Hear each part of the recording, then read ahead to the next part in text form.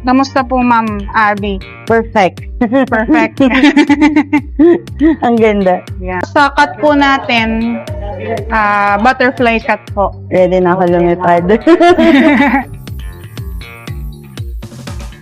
Tingin nga po ulit ako ng color po natin, Ma'am. So, ganyan po. Pero mas Pero mas darker lang siguro ng konti. mas darker po yung purple. Darker yung purple and yung teal. Same color ata nung last Last time. time po. Sa cut po pala, Ma'am, hanggang saan po ako pwedeng magbawas? Kahit para matanggal lang yung mga dry ends. Dry po.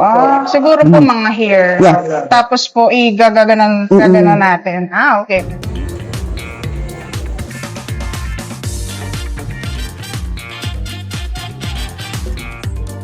Kamusta po, Ma'am Abby? Perfect. Perfect. Ang ganda. Yan. So, ito po yung request nyo, Ma'am. So, purple, dark purple sa baba. Tapos, dito po is teal po. Okay po. Tapos, sa cut po natin, butterfly cut po. Ready na ako lumipad. Tapos po, naglagay tayo ng curtain bangs po, Ma'am. Ayan. Ganito lang po, Ma'am. Ayan. So, ganun pa rin, Ma'am. Tuloy-tuloy nyo yung treatment nyo.